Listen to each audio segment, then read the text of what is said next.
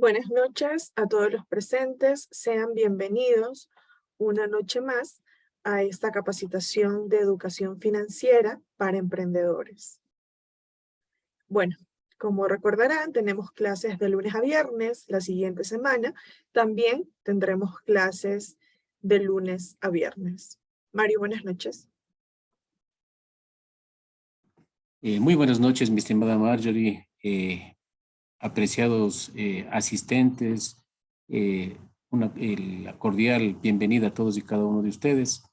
Bueno, ha pasado el tiempo rápido, prácticamente es el quinto día de esta capacitación y nos complace el contar con la asistencia de ustedes y aspiramos sobre todo, nuestro principal objetivo es el de que esta información que la estamos compartiendo, estos conocimientos, estas vivencias y experiencias, estos conceptos, que sean de utilidad, sobre todo para todos y cada uno de ustedes, como inicialmente lo habíamos indicado el primer día.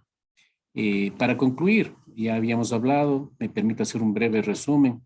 El día lunes, martes, miércoles y parte del día de ayer, habíamos hablado de los productos financieros, ¿verdad? Los que lógicamente en nuestro país y en realidad a nivel mundial. Habíamos indicado que teníamos los temas principales de esta semana eran tanto los productos cuanto los servicios del sistema financiero. En este sentido, un breve resumen en cuanto a los productos, habíamos hablado que teníamos productos del activo y productos del pasivo. Dentro de los productos del activo teníamos precisamente lo que correspondía a los préstamos y posteriormente a las tarjetas de crédito, ¿verdad? Esto considerado como producto del activo.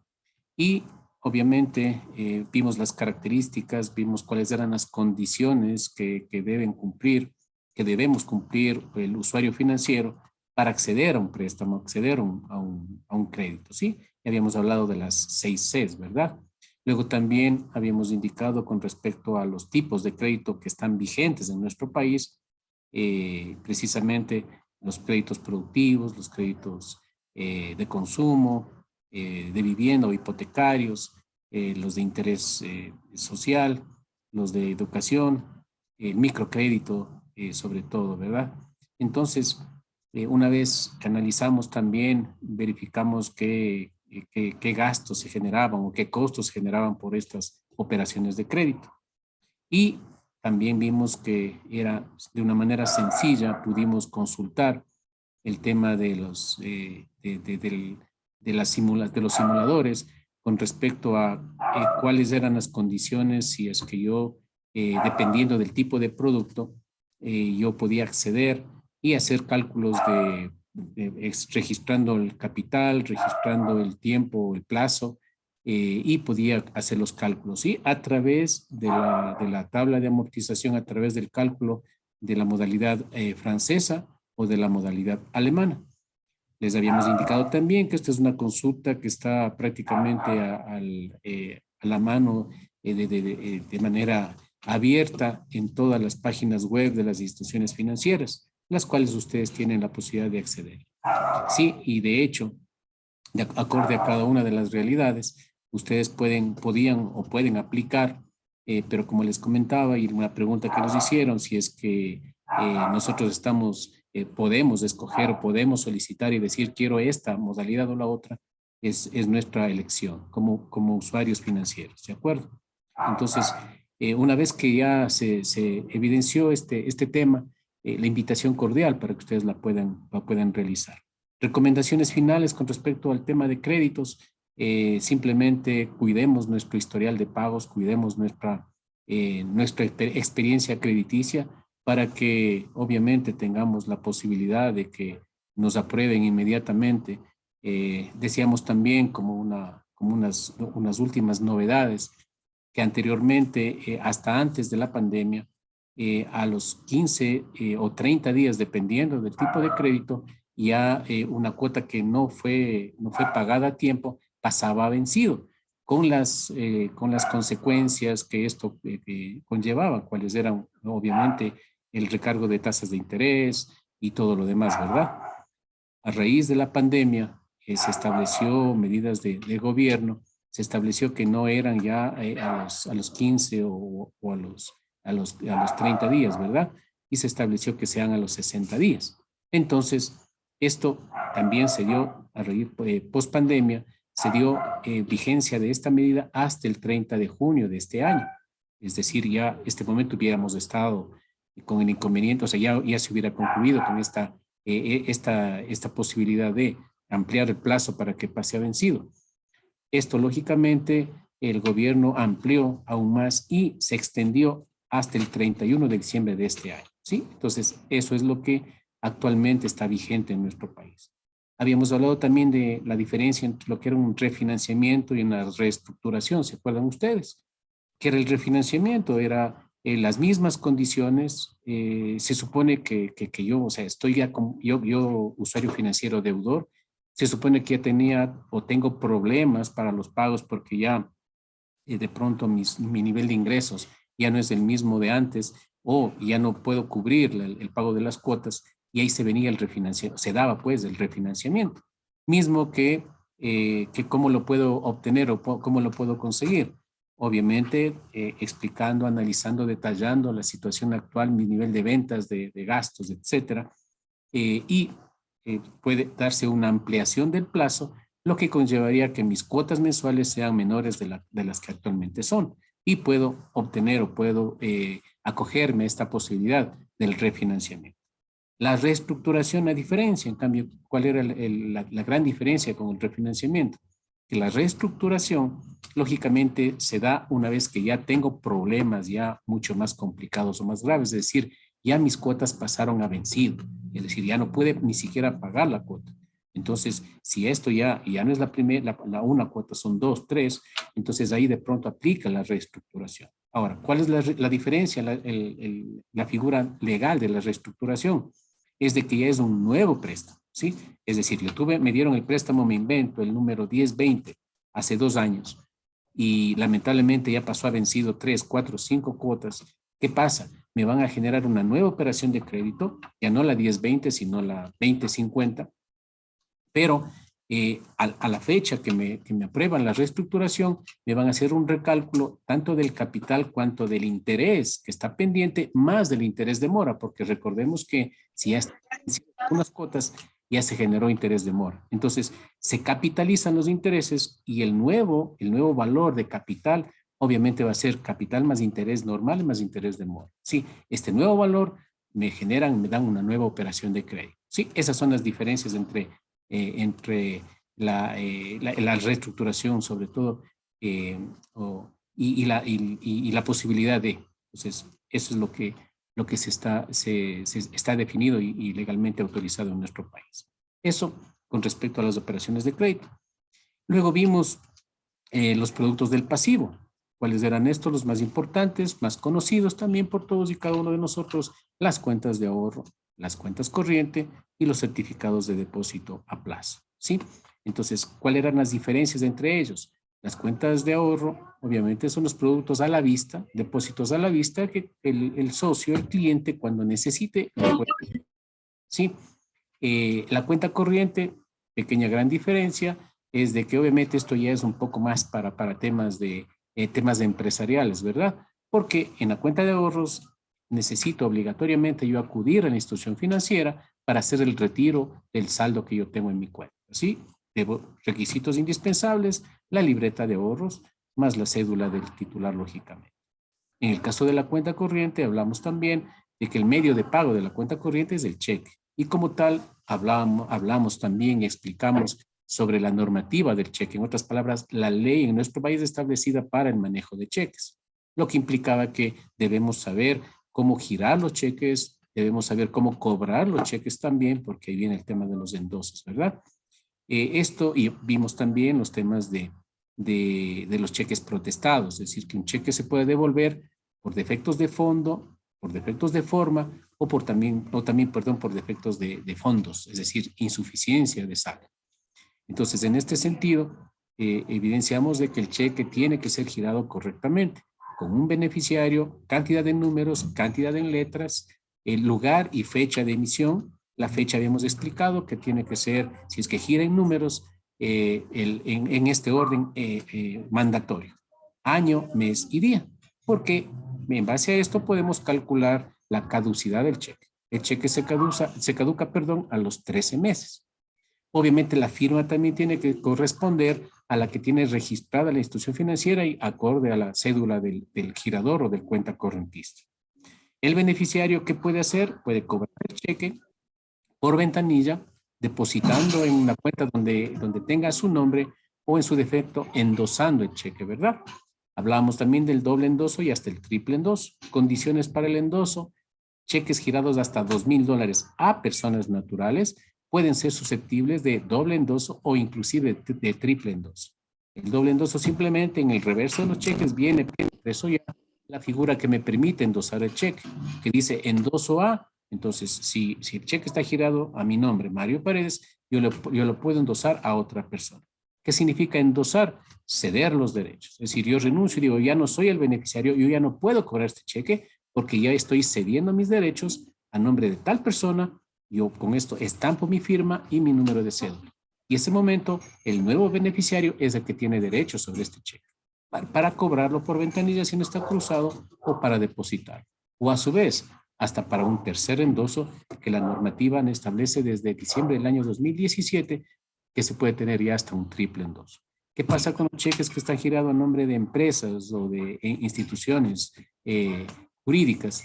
Lógicamente, estos cheques no pueden tener doble ni triple endoso. ¿De acuerdo? Entonces, esto un poco en resumen de lo que vimos de los productos financieros. Empezamos el día de ayer también a ver el tema de los servicios financieros, ¿verdad? Y precisamente los que están ahorita estoy exponiendo, hablamos ayer de la tarjeta de débito, de las condiciones, características, las ventajas, las desventajas, ¿verdad? Hablamos también de los cajeros automáticos, que son los medios mediante los cuales nosotros podemos acceder a este servicio. Es un medio mediante el cual yo puedo obtener mi dinero o dependiendo del saldo que mantenga en mi cuenta corriente o mi cuenta de ahorros, y lo puedo hacer a través de cajero automático.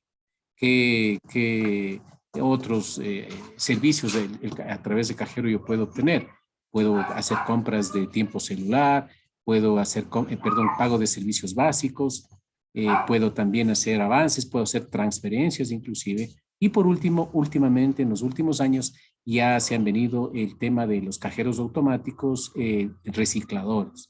¿Cuál es la ventaja de estos cajeros? Es de que yo puedo realizar depósitos en efectivo, depósitos en cheques, puedo también hacer el pago de consumo de la tarjeta de crédito. Entonces simplemente registro ahí la tarjeta, el número de la tarjeta, y registro el pago. Las limitaciones que tenemos con este tipo de cajeros automáticos son obviamente de que puedo hacer, en pocos casos puedo hacer depósitos en monedas, ciertos cajeros ya de tecnología de punta, pero en la mayoría tengo que hacer depósitos en billetes de 20, de 10 y obviamente en cantidades cerradas, ¿de acuerdo? Pero ya tengo la posibilidad, y eso es una de las ventajas o beneficios de los cajeros automáticos. Bien, Luego, Mario, sí, perdón, antes de tranquilo. comenzar con nuevos temas, tenemos dos preguntitas. La Claro. señora Elvia Criollo nos dice, buenas noches, una consulta, ¿desde qué momento es registrado en el buró de crédito o es por tiempo vencido? Muchas gracias, interesante. Es la pregunta que estábamos esperando el día de ayer. Precisamente, sí, como habíamos hablado, ¿cuándo se registra en buró de crédito o la central de riesgos? El momento que yo paso a vencido, lógicamente, ¿verdad? Entonces, es lo que nosotros debemos tener cuidado.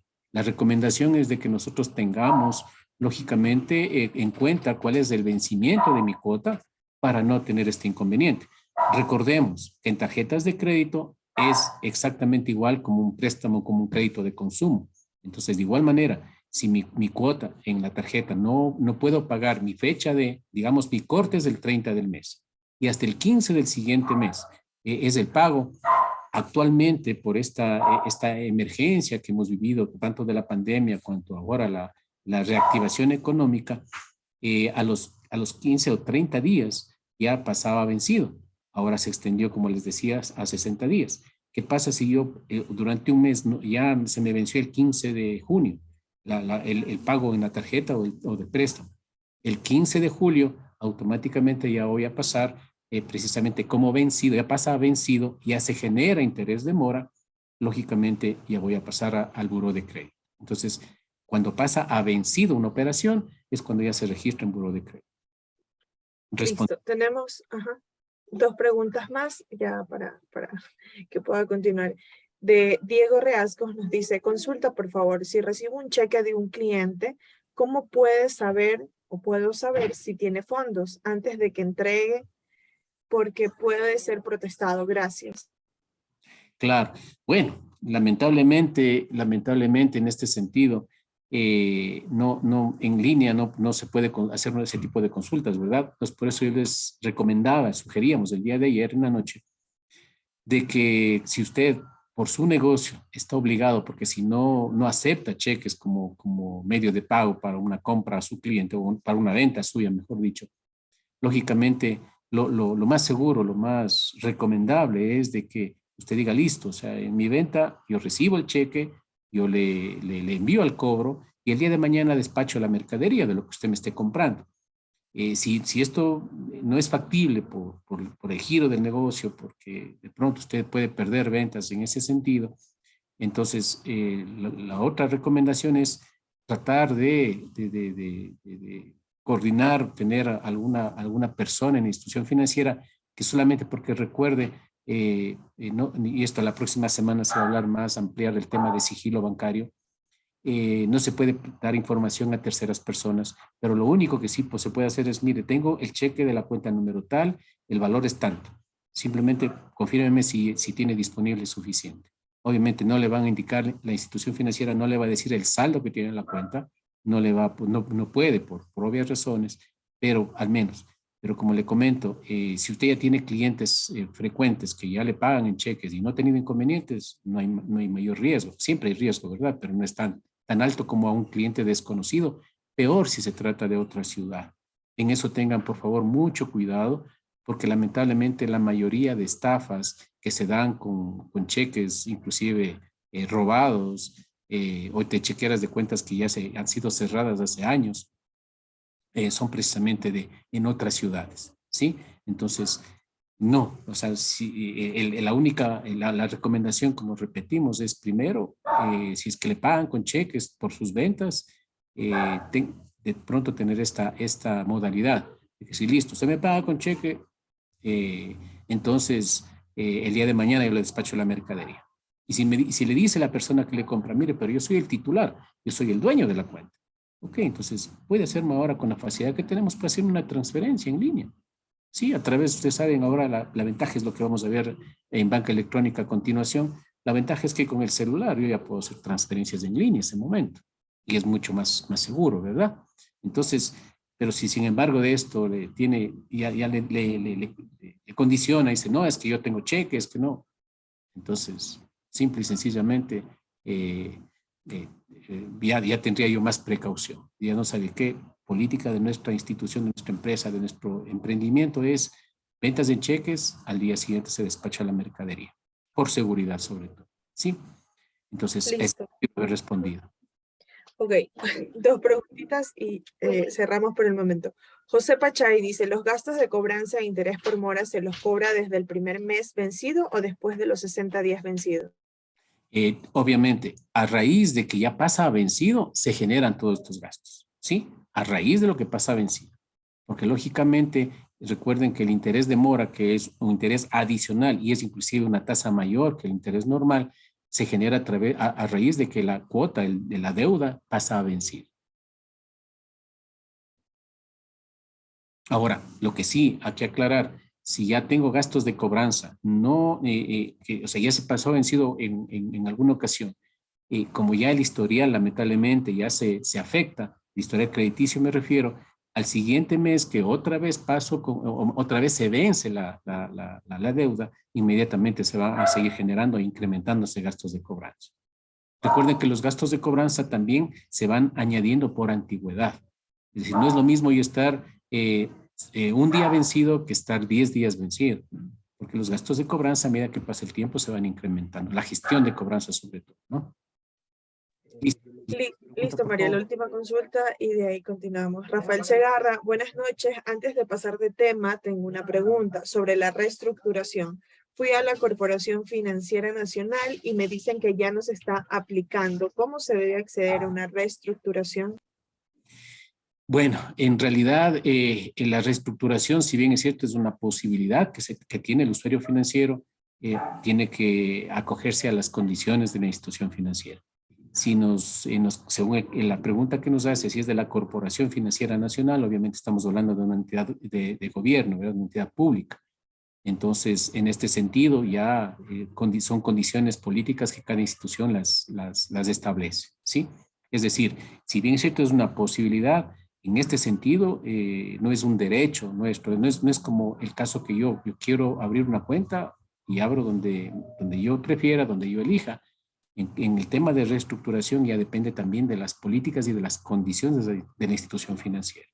¿De acuerdo? Ahora, este tema, lógicamente, depende también del motivo. O sea, usted como usuario financiero sí podría consultar cuál es el motivo por el cual no tengo la opción de la reestructuración. Entonces, eso sería la recomendación que nos permitiríamos hacer, es de que usted, a través de su asesor financiero, valide, confirme cuál es el motivo, cuál es la razón. ¿Sí?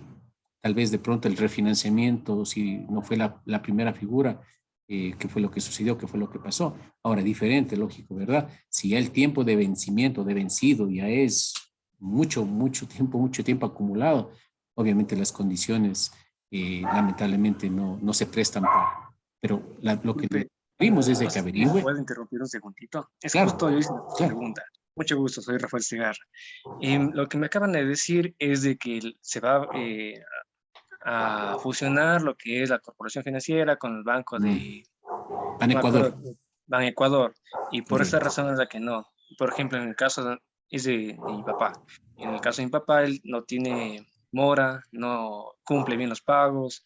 Obviamente, como la parte de la teoría, como se decir yo, cumple con todo lo que dice la reestructuración. Tiene un ingreso, puede pagarlo, pero obviamente los intereses están acumulando y no es conveniente. Entonces estamos buscando la opción de aplicar esta forma, porque dentro del código, lo que decía en la corporación mismo, dice que se puede refinanciar a 60 meses plazo con un porcentaje del 5% anual, lo cual, entre comillas, un monto grande, pero tiene la capacidad de pago.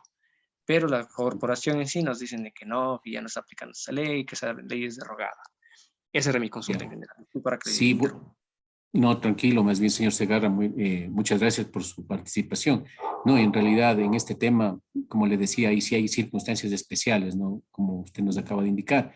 Lo que está, este momento ya se está fusionando la Corporación Financiera Nacional y Ban Ecuador, posiblemente ya establecen ciertas condiciones y tal vez, digo yo, tal vez temporalmente está limitado, pero ya una vez que se funcione, creería yo que se va a brindar estas opciones, se van a abrir estas opciones, pero el tiempo si no lo sabemos, ¿verdad? Pero mientras tanto ya la deuda sigue, los intereses siguen incrementándose y eso no es tan conveniente para el deudor. Entonces, en ese sentido. No sé si mi estimada Marjorie, ¿alguna otra pregunta? Sí, Mario, tenemos unas preguntas más. No sé si ya las contestamos ahorita o avanzamos con el tema y 10 minutos antes las contestamos del receso. Sí, por favor, sí. A ver, o si no, disculpe, mi estimada Marjorie, si son temas ¿cómo es? Respondemos de una vez, son temas de créditos. Sí, Ah, pero ya, ok, servicios listo. financieros dejamos para los 10 minutos finales. A ver, listo, sí. Bueno, un tema de lo que estábamos viendo ya pasados de productos. Dice, buenas noches, y para abrir una cuenta corriente, ¿con cuánto es la apertura? Allá. A ver, eso es política de cada institución, ¿sí? Entonces, generalmente para abrir cuentas de ahorros tenemos rangos, no les digo son condiciones, pero son rangos. Existen, perdón, instituciones que con 10, 20, 50, $100 ya le pueden abrir una cuenta de ahorros. La cuenta corriente, obviamente, el valor es un poquito más alto, por lógicas razones, ¿verdad? Entonces, hay instituciones que le dan con 100, con 300, con 500, si se trata de empresas con $1,000, etcétera. Pero tomemos en cuenta algo, o sea, si bien es cierto, este parámetro no es una condición, es decir, este es el valor fijo mínimo, no. Inclusive, ahora tenemos en las instituciones financieras la posibilidad de abrir cuentas virtuales. Es decir, usted a través de su celular ya puede abrir una cuenta, ¿sí? Entonces, la idea es de que recordemos algo. que el depósito inicial, o sea, con cuanto yo abro mi cuenta en cuentas, como decíamos el día de ayer, sobre todo en bancos, usted al día siguiente ya puede retirar la totalidad de su dinero. O sea, si es, de cierta forma, es un ingreso y un egreso puede ser al día siguiente. En el caso de las cooperativas, lógicamente, tenemos el depósito inicial y un depósito de fondo, como recordemos que esa es la diferencia, ¿verdad? Yo en un banco soy cliente, en una cooperativa soy socio, ¿sí? Entonces así se le conoce al usuario financiero. ¿Por qué en la cooperativa soy socio? Porque esa es la connotación de la estructura de la institución como tal.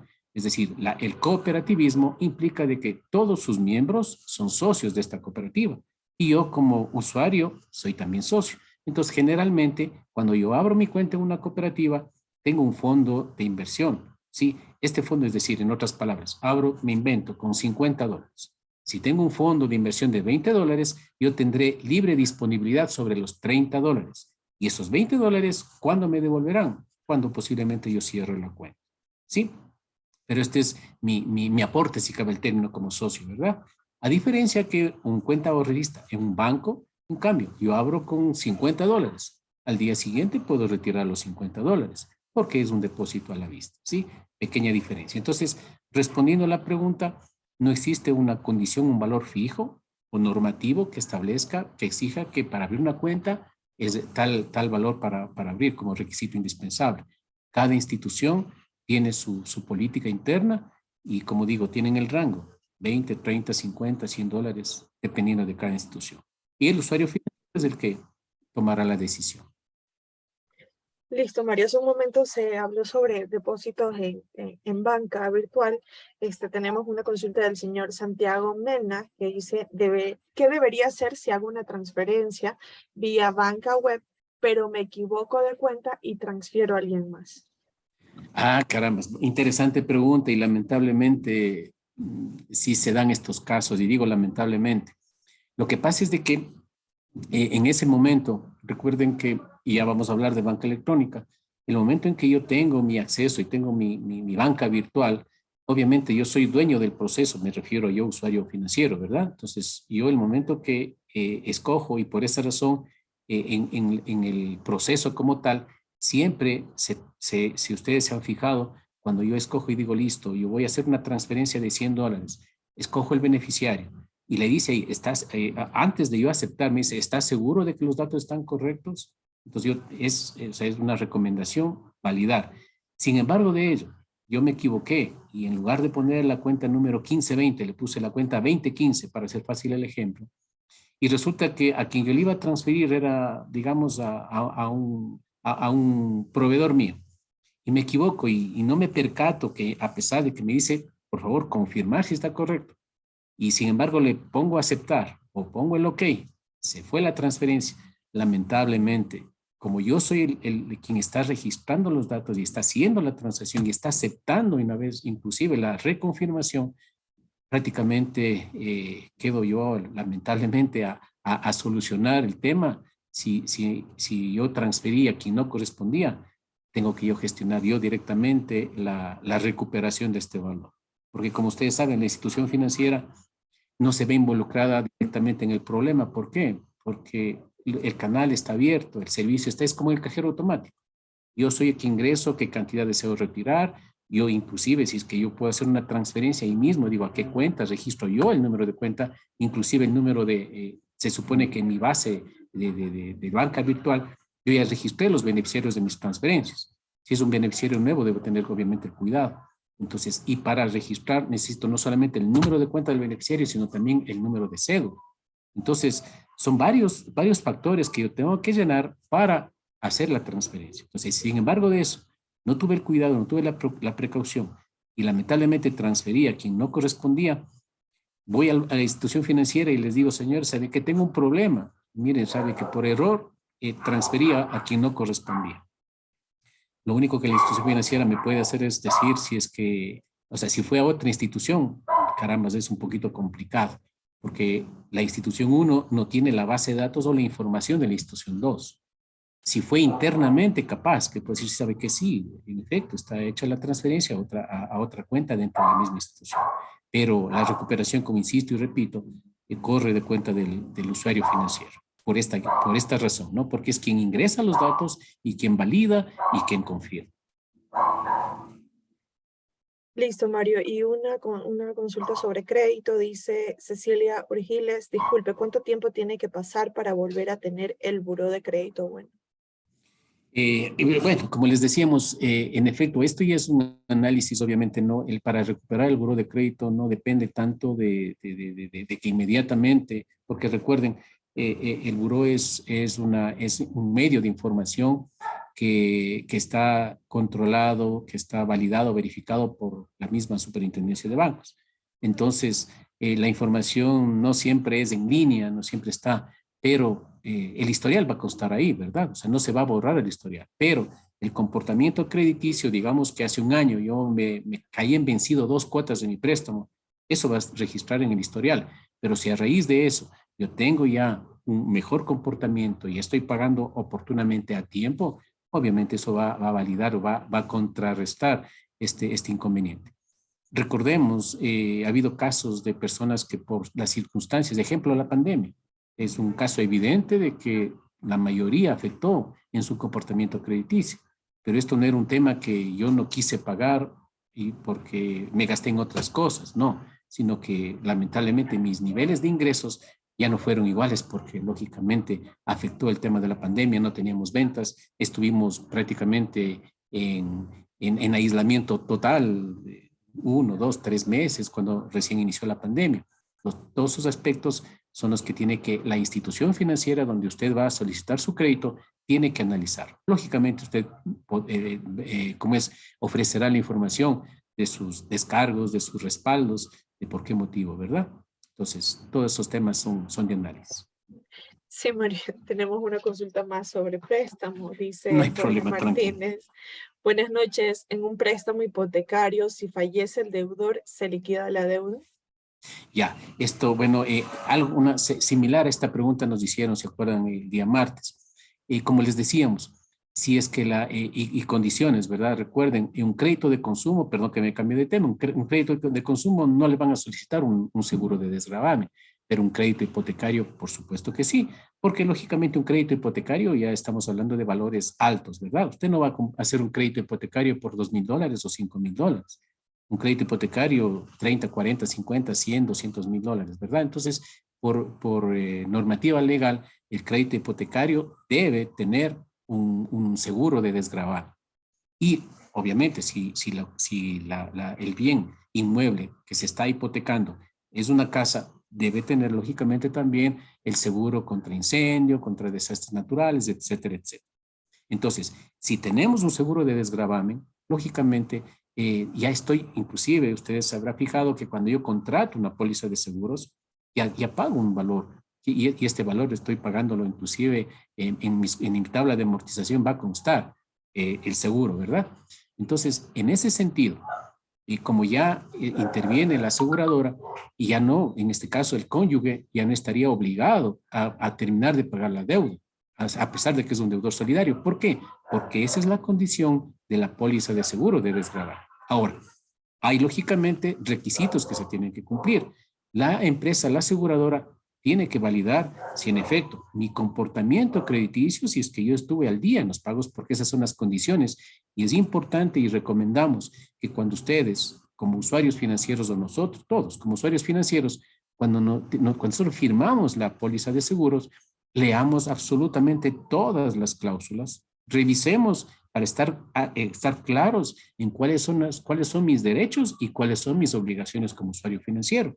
Entonces, claramente indica ahí de que para hacer uso, para ejecutar la póliza de seguros, se tiene que cumplir ciertas condiciones. Entonces, respondiendo a la pregunta, en los créditos hipotecarios generalmente todos tienen el seguro de desgravamen, ante lo cual simplemente se aplica la póliza de seguros correspondiente.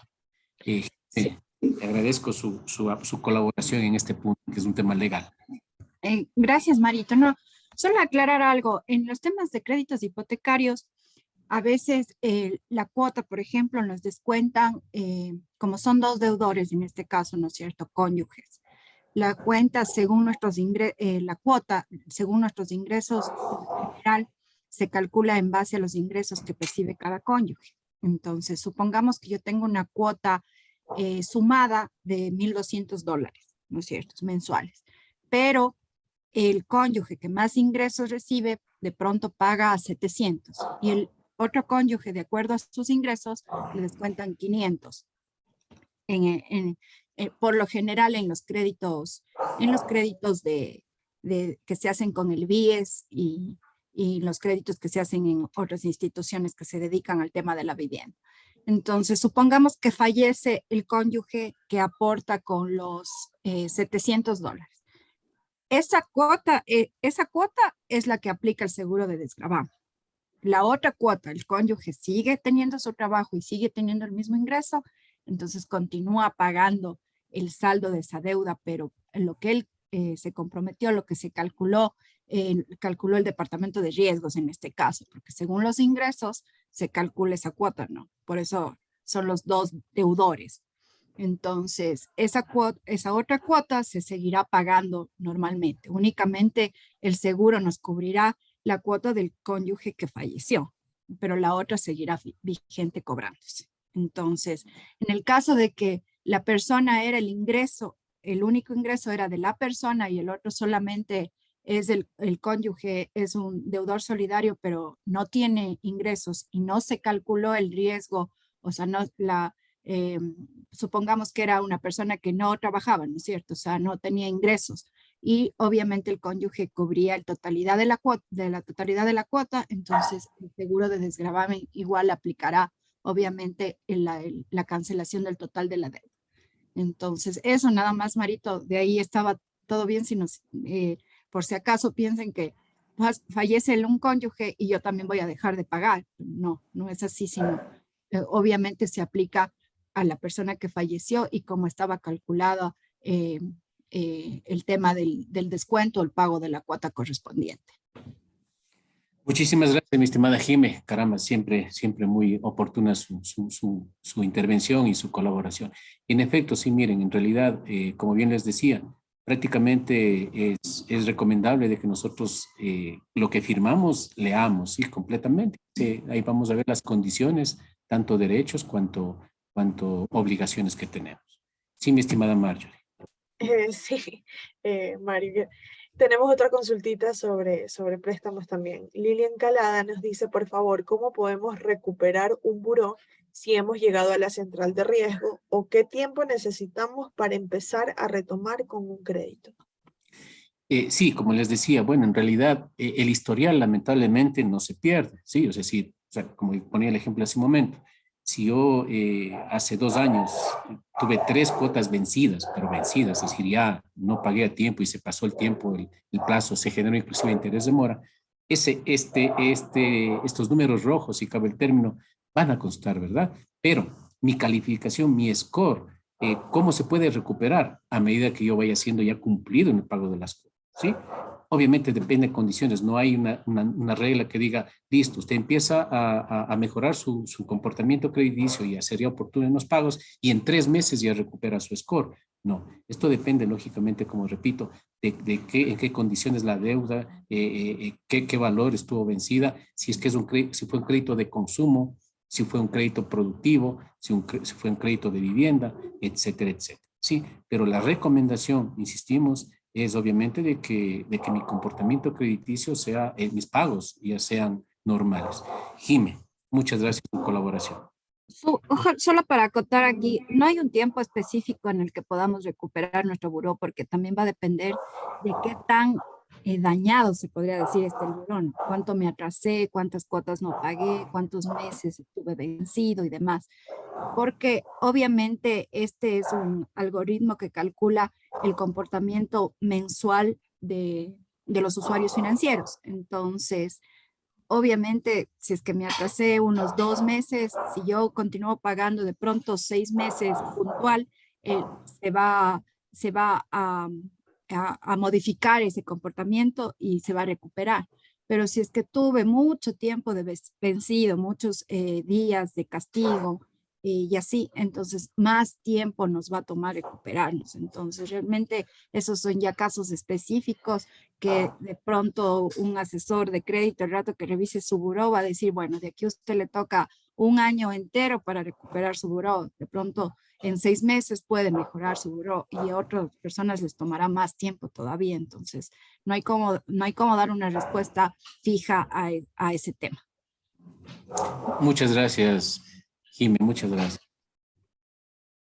Listo, mi estimada Marjorie, tal vez no más preguntas. Sí, una consulta más. José Pachay dice, si tengo vencido un año en un crédito y llego a un acuerdo y cancelo toda la deuda se borra del historial enseguida. Jimé nos acaba de indicar esto, ¿verdad? Obviamente, la obligación como tal ya no va a existir, pero en cambio la calificación, esa se va a mantener a medida que luego yo demuestre que soy un sujeto de crédito. ¿Sí? Sí. O sea, que tengo... Sí, Jimé. Justamente, Marito, así yo cancele los valores que tengo pendiente y me ponga al día en los pagos, o sea, esa calificación del buró de los meses que no pagué a tiempo y demás, o sea, no se puede borrar. Entonces, se sigue manteniendo el historial. Entonces, la idea es que necesitamos un comportamiento adecuado durante varios meses para que el buró se vaya recuperando o el score vaya aumentando su calificación.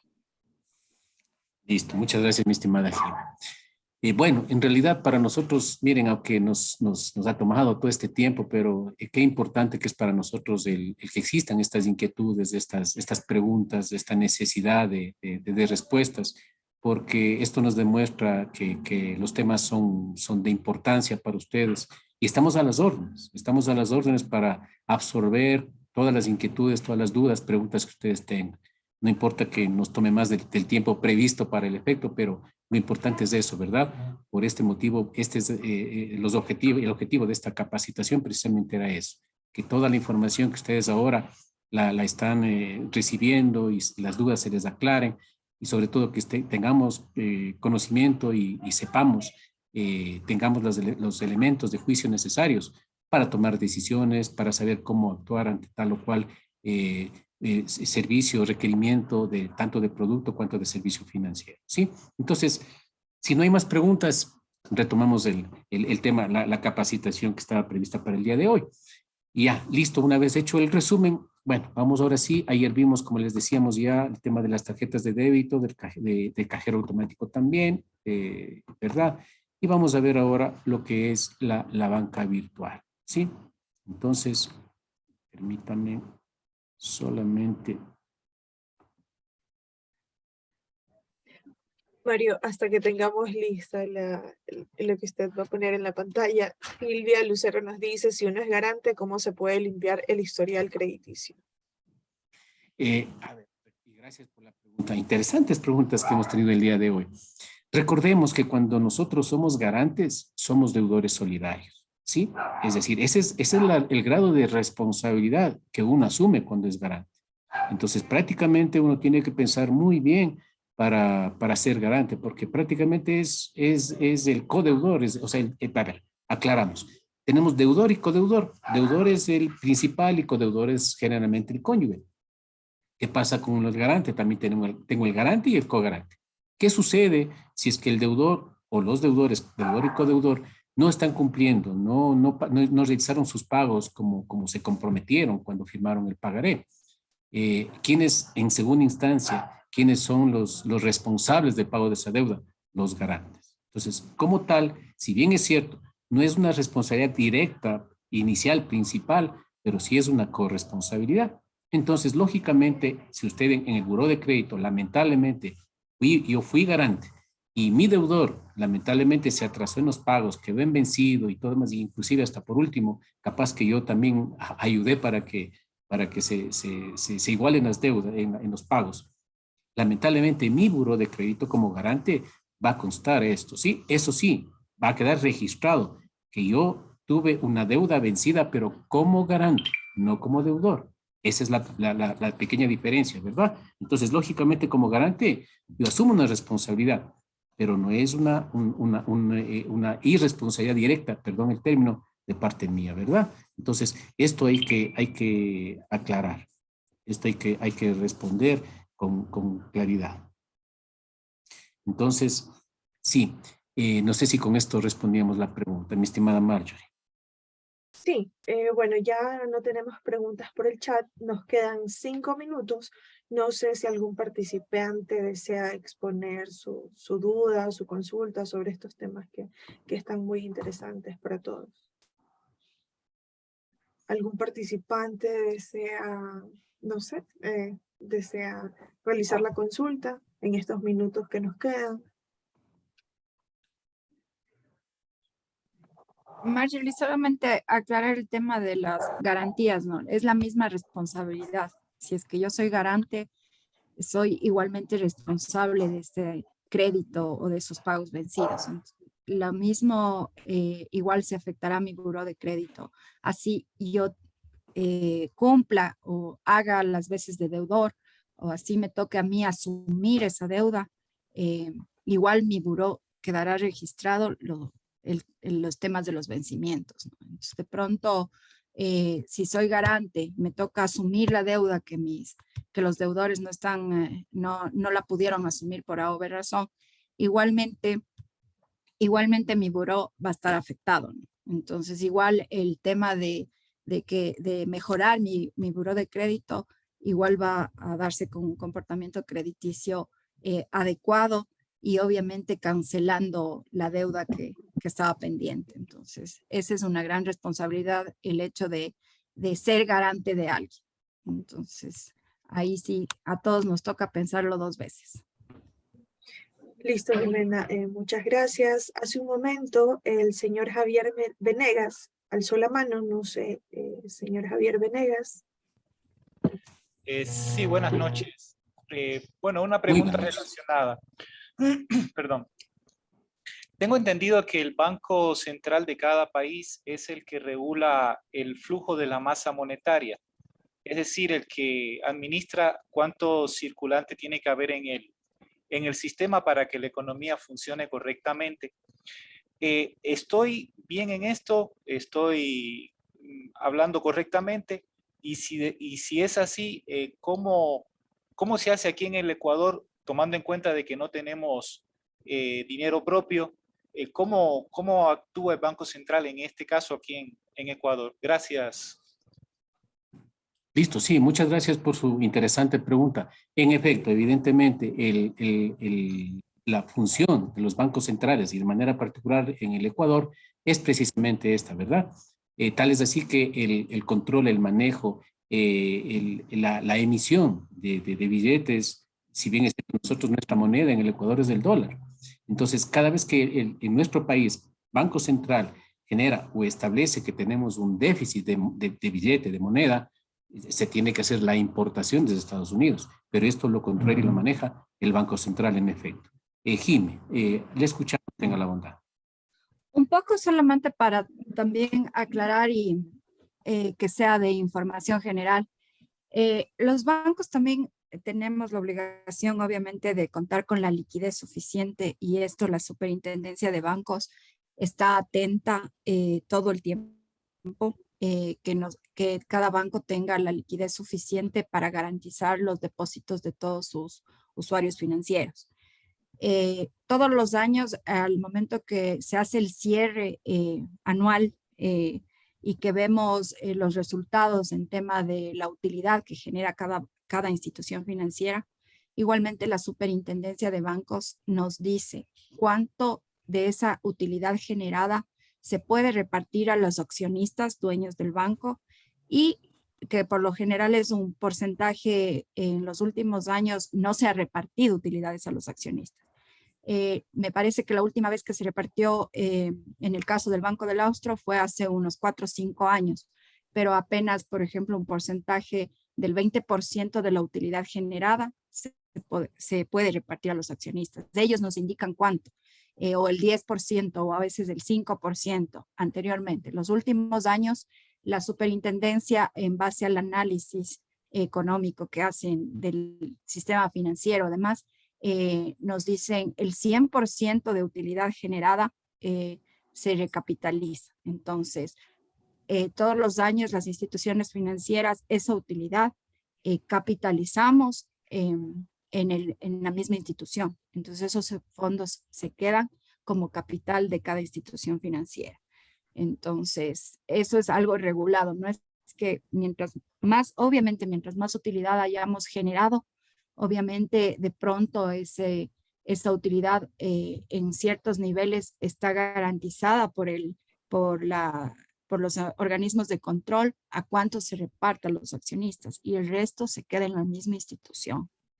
Entonces, solo para aclarar que igual de esa forma se mantiene la garantía de que todos los depósitos de nuestros usuarios financieros están debidamente respaldados.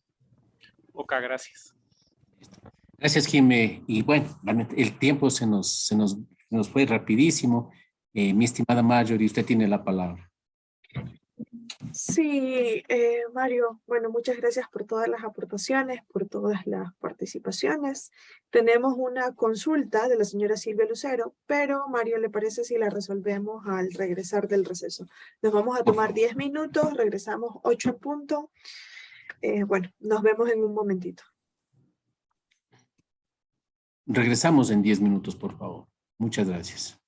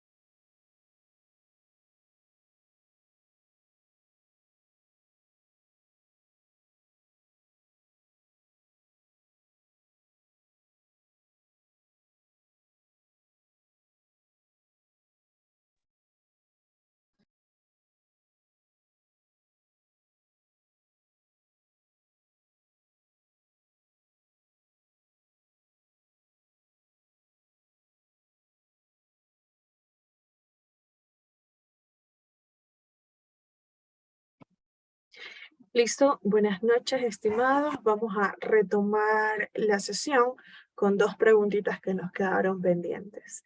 De la señora Silvia Lucero, dice cómo se puede reactivar una cuenta corriente castigada. Aclarando el tema, muy buenas noches nuevamente con todos. Aclarando el tema, bueno, las cuentas corrientes no se castigan, ¿sí? La sanción que existe para las cuentas corrientes es la inhabilitación de los titulares. Y esta inhabilitación se da, lógicamente, por temas de cheques protestados. Si es que lamentablemente por giré cheques, no tuve los fondos y los cheques se fueron protestados, breve resumen, recuerden ustedes, si yo tengo hasta 4 cheques protestados en una misma cuenta o hasta 8 cheques protestados en varias cuentas o en varias instituciones financieras, me inhabilitan, o sea, al titular de esta cuenta o a los firmantes, nos inhabilitan durante un mes cuando es la primera ocasión. Si es que en tema de reincidencia, es decir, ya me sancionaron esta vez y yo nuevamente tengo cheques protestados, ya no va a ser 4, sino 3 cheques de una misma institución o hasta 6 en varias, y ahí me va a inhabilitar por un año, ¿sí? Y si es que luego de esta segunda sanción nuevamente reincido, me van a inhabilitar hasta por 2 cheques de una misma institución y hasta por 4 en varias, ya por 3 años, ¿sí? Entonces, aclarando, las cuentas corrientes no son sancionadas, sino a quienes intervienen como firmas o como firmantes o como autorizados de estas cuentas. ¿De Listo, acuerdo? Mario. Entonces, esto nada más ahora. Sí, le escuchamos, mi estimada Mario. De José Pachay, dice, ¿hay algún sitio web donde los trabajadores puedan verificar la utilidad de la empresa? Creería yo que tendrían derecho a saberlo, ¿o me equivoco? Bueno, en realidad depende de la institución, ¿verdad? Si es una empresa privada, lógicamente tiene sus políticas internas, ¿sí? Si es una empresa pública, evidentemente se supone que no tienen utilidades, pero generan ingresos extras. Ahora, adicional a ello, también depende de la empresa a qué categoría pertenece. Las instituciones financieras en nuestro país estamos obligados, y de hecho, el enlace a la página de la Superintendencia de Bancos, cualquier persona que quiera consultar lo puede hacer, porque esta información es abierta, es al público, ¿sí? De las instituciones financieras, ¿sí? Si hablamos, por ejemplo, de empresas industriales, no tienen esta misma obligatoriedad, porque nosotros, ¿cuál es la diferencia? En la institución financiera o las instituciones financieras de nuestro país son entidades controladas y como tal, la información es pública. Sí, entonces ahí, si ustedes desean consultar, en la página web de la Superintendencia de Bancos se publican los balances de todos los bancos y de todas las entidades controladas por la Super de Bancos, y ahí usted puede verificar. Ahora, adicionalmente, nos dicen que el audio está un poco bajo, vamos a verificar. Adicionalmente. Sí se escucha bien, Mario. Listo, muchas gracias. Adicionalmente, recuerden que para las cooperativas, lógicamente también tenemos la SEPS, la Superintendencia de Economía Popular y Solidaria, que es la entidad que controla, que regula, que supervisa, que vigila precisamente este tipo de instituciones financieras. En resumen, en nuestro país, todas las instituciones financieras legalmente constituidas, lógicamente tienen el control y la información de las mismas está al alcance de todos absolutamente. ¿De acuerdo? Entonces, a eso nos referíamos al inicio nosotros, ¿se acuerdan? Que usted como usuario financiero tiene que validar que a la institución donde usted está invirtiendo, donde usted está depositando su dinero, sus ahorros, esté debidamente formalizada, legalizada y obviamente que cuente con todo el respaldo, que como hace un momento nos decía la doctora Jimena Abad, lógicamente con este seguro de depósitos, que si es que algo sucede con la institución, usted no pueda perder su dinero. ¿De acuerdo? Marito, adicionalmente, en las páginas web de cada institución también tenemos la obligación de publicar los balances anuales. Entonces, ustedes si es que se dirigen a cualquier página web de cualquier institución financiera, van a encontrar también esa información. Por lo general hay enlaces que nos llevan justamente a los informes de los auditores externos que que normativamente nos exigen las entidades de control. Y también en la superintendencia de compañías, a lo que es empresas privadas, les exigen que se carguen los balances. Ahora, no, tal vez es necesario tener un usuario dentro de la página de la superintendencia de compañías para obtener acceso a la información. Pero también obviamente están reguladas por la superintendencia de compañías y se exige el tema de presentación de balances. Y en los balances obviamente está la información de la utilidad que genera cada compañía. Listo, muchas gracias, mi estimada Jimé, por su colaboración. Bueno, ahora sí, entrando en materia y para concluir con los temas interesantes, y agradecemos toda la participación de todos y cada uno de ustedes, las preguntas muy, muy interesantes. Para concluir, como decía, con el temario que tenemos para el día de hoy, y para concluir con los servicios financieros, tenemos precisamente dos temas que nos quedaron pendientes, cuál era la banca electrónica y lo que es giros, transferencias, ¿verdad? Entonces, hablando de banca electrónica, ya ahora es ya conocido este tema. Si hablábamos hace 5 o 10 años, prácticamente era muy nuevo todavía en esa época, pero ahora ya está inclusive cada vez va aumentando su utilización. Y la banca electrónica, como su palabra lo indica, no es otra cosa sino la plataforma que le permite al socio, al cliente, al usuario financiero, tener un acceso a un sistema en línea, ¿verdad? Mediante el cual puede consultar su saldo, consultar el movimiento de su cuenta, inclusive puede hacer transferencias desde la comodidad de su celular o desde su domicilio o desde su oficina, a través obviamente del acceso a la banca virtual, que es la institución financiera a usted le asigna. Obviamente tiene que tener las seguridades correspondientes que vamos a ver más adelante. Y mediante este acceso, usted tiene su banco, su cooperativa, su institución financiera en la mano, mediante la cual usted no necesita acudir físicamente a su institución, sino simplemente desde su cuenta, si dispone de los fondos, usted puede hacer transferencias.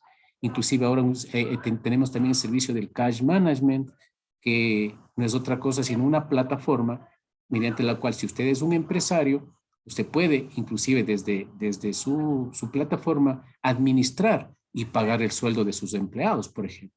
Usted genera una orden de pagos en la que dice, listo, yo simplemente genero la autorización para que de mi cuenta de la empresa me debiten y les acrediten a mis 10 empleados tal valor a cada uno de ellos, ¿sí?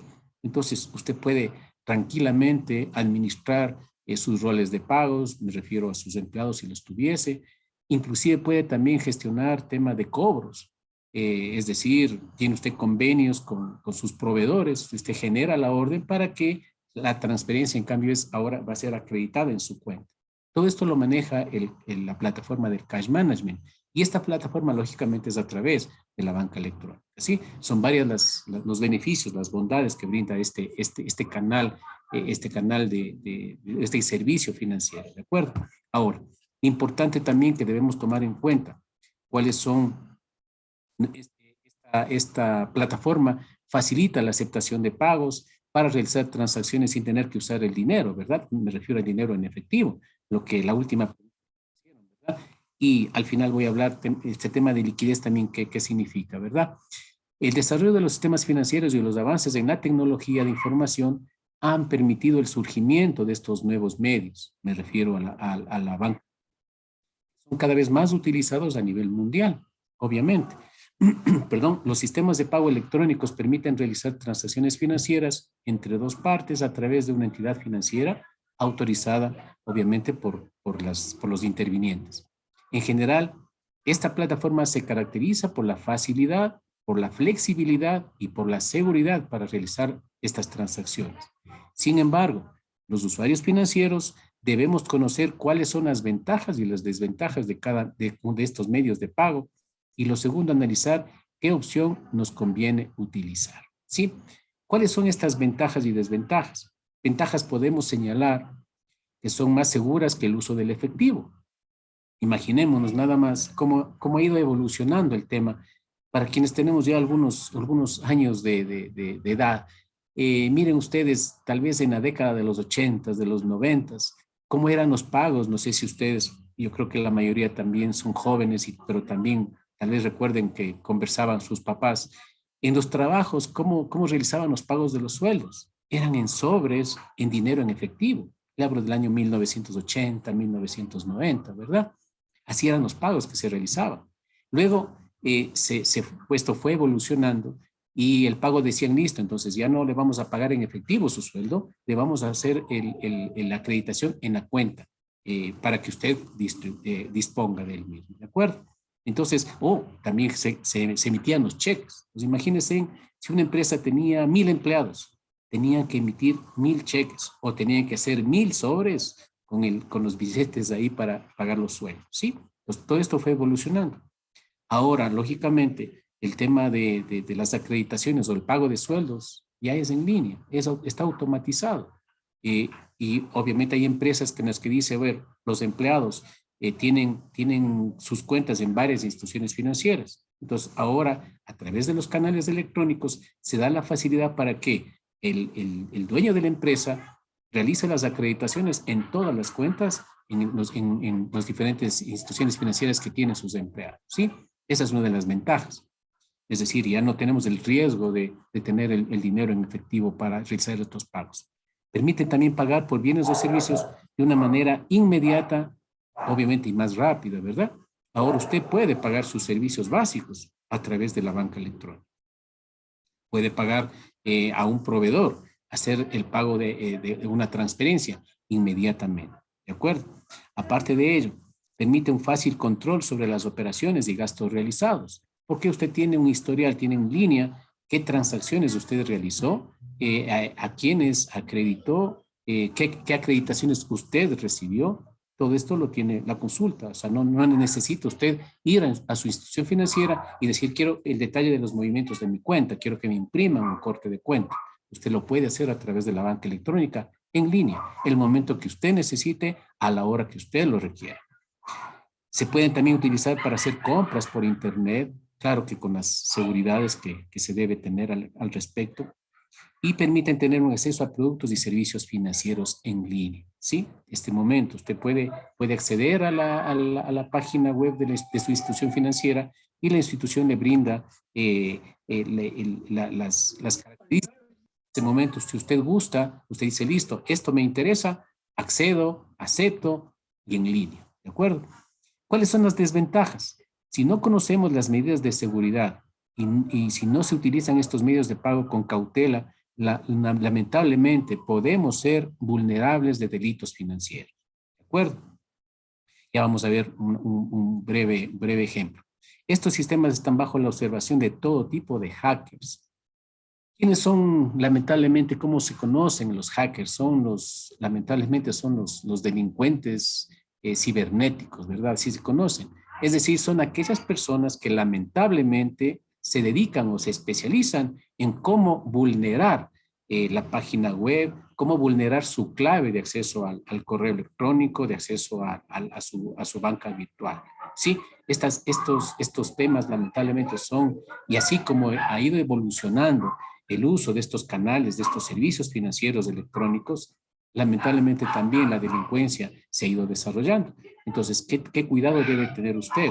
Lógicamente, y su institución financiera, de brindarle las seguridades. Entonces, de tal manera de que, por ejemplo, cuando usted ingresa con su clave, que le asignen códigos instantáneos o momentáneos, de acceso. Es decir, usted dice, listo, ingreso con mi clave, ingreso mi password, ingreso ya al sistema, pero luego me dice, para usted hacer una transacción, para usted consultar el saldo de su cuenta o para hacer una transferencia, necesita un código de verificación. Entonces, este código, usted dice, listo, solicito el código. Este código le llega a otro medio que usted haya registrado en su institución financiera, ejemplo, a su celular, a su correo electrónico. Entonces, ya un poco vamos minimizando el riesgo de esa manera, ¿verdad? Entonces, importante, su clave es personal e intransferible. Es decir, mientras más segura tenga su clave, menos riesgo existirá de que le vulneren o de que le hackeen, ¿verdad? Entonces, estas recomendaciones, lógicamente, las debemos tomar, ¿verdad? Adicional a ello, nosotros debemos estar interesados, formados, educados para que estos medios de pago los podamos utilizar de la mejor manera, ¿verdad? Porque si no tenemos estas seguridades, lamentablemente podemos ser vulnerados y podemos tener problemas e ingratas sorpresas de que a través de la banca virtual o de la página web o del uso del celular, lamentablemente me hackearon y me retiraron los fondos de dinero que yo tengo en mi cuenta, ¿de acuerdo? Entonces, importante el señalar estos aspectos, ¿sí? Entonces, si bien es cierto, como decía, tenemos acceso también a través del celular. Importante de que usted, vamos a poner el ejemplo de que usted ya tenía registrado y usted con su celular trabajaba, hace sus consultas, inclusive hace sus transferencias. Pero que resulta que de pronto le robaron el celular, se le perdió el celular. Inmediatamente usted tiene que gestionar, comunicar, reportar para que le bloqueen automáticamente y como decíamos al inicio de esta capacitación, la mayoría o todas las instituciones financieras tienen su canal de reporte de que si usted se le ha perdido su tarjeta de débito, su tarjeta de crédito o su celular. Porque recuerde que a través de sus celulares lo que le van a enviar los códigos de seguridad para que usted acceda a la banca virtual, ¿sí? Entonces, si usted va a tener ese inconveniente, inmediatamente con eso, usted bloquea cualquier acto ilícito que puedan cometer con su cuenta, ¿de acuerdo? En esta evolución que estábamos hablando, hace años, en la puerta para poder usted entrar a la banca virtual, generalmente era el número de su cédula y la clave de la tarjeta de débito que usted tenía para ingresar a su cajero a través a cajero automático a través de la tarjeta de débito. Sí, pero como veíamos, lamentablemente, igual se fueron perfeccionando las modalidades de fraude y las tarjetas en esa época tenían solamente la banda magnética. Entonces ya era muy fácil la vulneración de esta información, de estos datos. Fue evolucionando la tarjeta de débito, la tarjeta de crédito ahora tiene un chip. En el caso de la banca virtual, ya no es la clave del cajero, de la tarjeta, perdón, la que usted ingresa, la llave de ingreso a su banca virtual, no. Ahora ya se conocen ahora como tokens, ¿sí? Que son los códigos de ingreso y estos códigos son temporales. Es decir, no es un código, no es como la clave del cajero, que mi clave era 1, 2, 3, 4 y esa clave era indefinida. No, ahora usted ingresa a la banca virtual o a su banca electrónica y automáticamente va a decir, listo, ingrese y a su celular o a su correo electrónico le enviamos el código, ¿sí? Generalmente el código actualmente ya no de 4 dígitos, ahora son de 6. Entonces, si usted tiene acceso y dice, listo, para que usted cometan un fraude necesitan su correo electrónico, necesitan su celular y necesitan su clave de acceso a la banca virtual, ¿sí? Entonces, el mayor cuidado, por favor.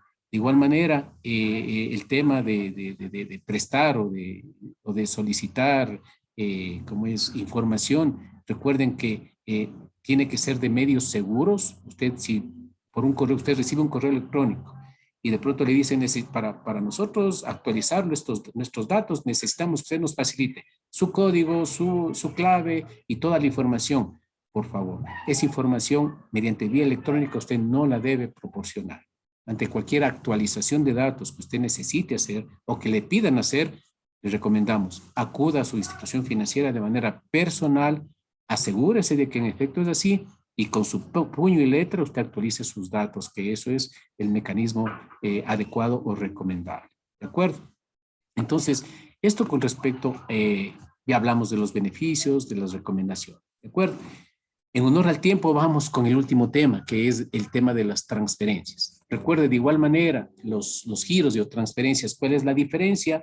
Lógicamente, para yo realizar un giro, no necesito tener una cuenta, o no es un requisito que yo tenga una cuenta para realizar un giro desde de un sitio a otro.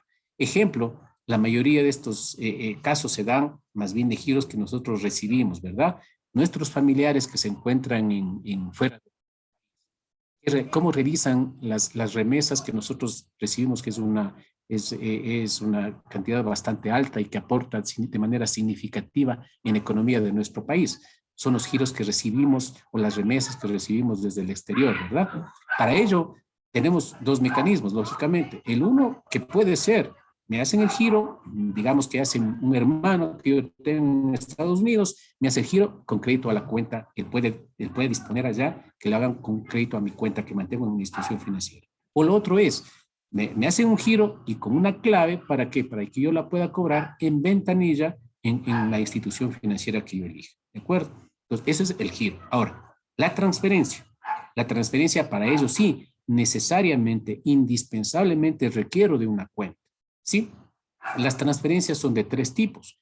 Las transferencias internas en las instituciones financieras, que no es otra cosa que yo digo, listo, tengo mi cuenta de ahorros en X institución, y que en la institución X, mejor dicho, y quiero transferir fondos desde mi cuenta a otra cuenta en la misma institución financiera. Esa es una transferencia interna, ¿de acuerdo? Tenemos luego la transferencia externa, o sea, nacional, pero externa. Significa que yo puedo desde mi cuenta, desde mi institución financiera, transferir hacia otra cuenta en otra institución financiera, ¿sí? Esta se conoce, si fuese entre bancos, transferencia interbancaria. Y obviamente si es que es una transferencia a otra cooperativa, desde una cooperativa a otra cooperativa, o desde una cooperativa a otro banco, también la pueden realizar. Y por último tenemos las transferencias al exterior, ¿sí? Con respecto a costos, ya concluyo con las transferencias al exterior. Con respecto a costos, las transferencias internas no tienen costos. Las transferencias nacionales externas o interbancarias tienen costo. Actualmente es de $2.15. Es el costo máximo que la Junta de Regulación y Política Financiera ha establecido actualmente. ¿De acuerdo? Es el costo de $2.15. Las transferencias al exterior, obviamente, en estas tienen una condición especial adicional. ¿Cuál es este? Que tengo un impuesto que pagar, que es el impuesto a la salida de divisas, ¿sí? Para las transferencias al exterior, lógicamente ya es más estricto el tema. ¿Por qué?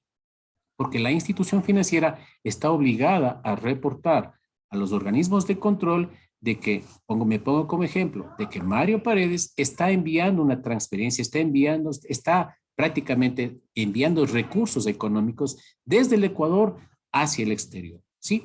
Entonces, primera condición, impuesto a la salida de divisas. Segunda, tengo que justificar el motivo por el cual yo estoy transfiriendo al exterior fondos, ¿sí?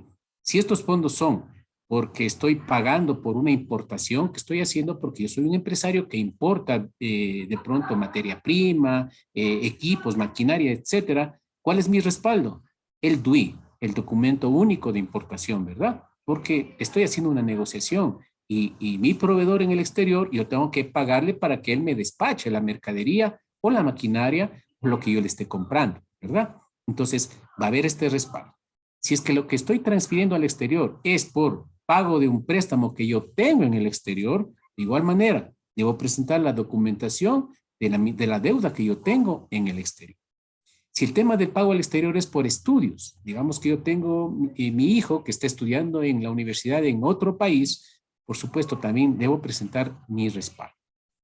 Por último, si es que yo digo yo quiero invertir en el exterior, debo tener también todos estos respaldos. Entonces, recordemos que cada vez que yo hago una transferencia al exterior, debo justificar, debo sustentar, ¿de acuerdo? De tal manera que la institución donde yo solicito este servicio me va a solicitar estos requisitos, me va a pedir estos requisitos, los cuales no es por política interna de la institución, sino esto es por normativa legal.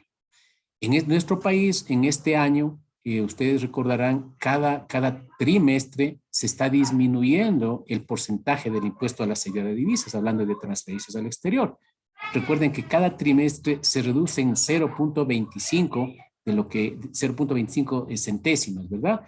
Entonces, antes era el 0.5% el impuesto a la salida de divisas y cada trimestre está disminuyendo en 0.025, ¿sí? Esto como explicación adicional para quienes les interesa el tema de las transferencias al exterior.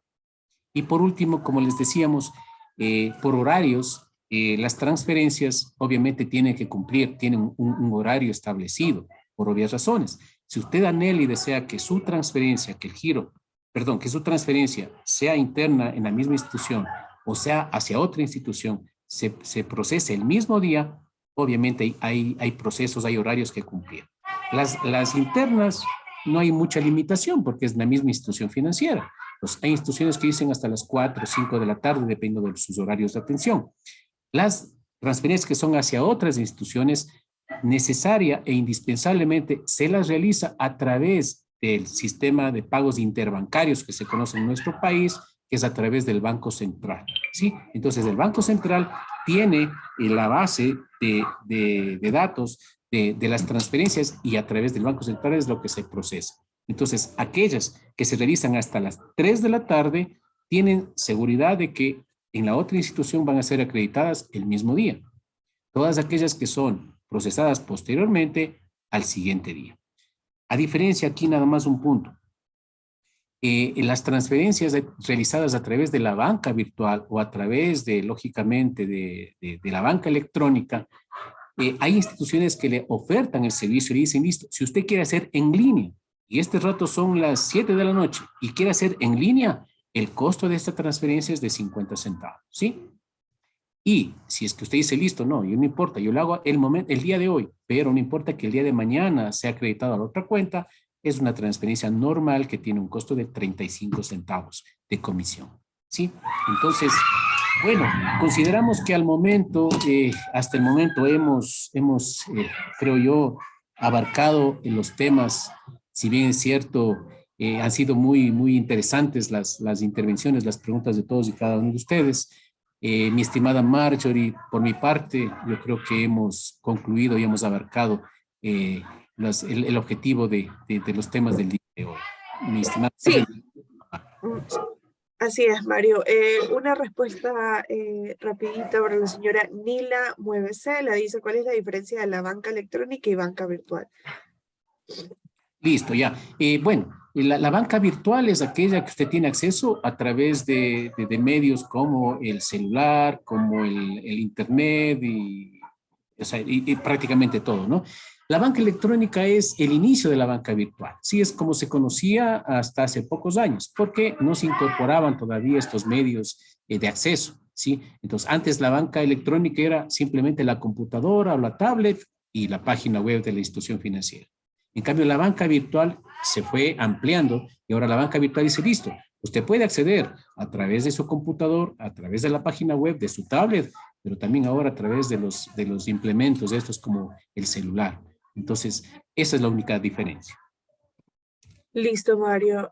Bueno, muchas gracias, Mario. Toda esta semana nos ha acompañado con temas súper interesantes. Recuerden que el día lunes continuamos con más temas de capacitación. El día lunes les vamos a hablar sobre un cuestionario de evaluación que tendrán que resolver, pero bueno, eso lo hablamos el día lunes. Agradecemos a todos los participantes por darse cita en este lugar. Tengan buena noche. Gracias. Finales de nuestra parte, excelente fin de semana y muchas gracias por su asistencia y por su atención. Excelente fin de semana para todos. Bendiciones. Gracias, muy buenas noches a todos. Muy buenas noches. Gracias. Muchas gracias. Hasta el fin de semana. Muy buenas noches.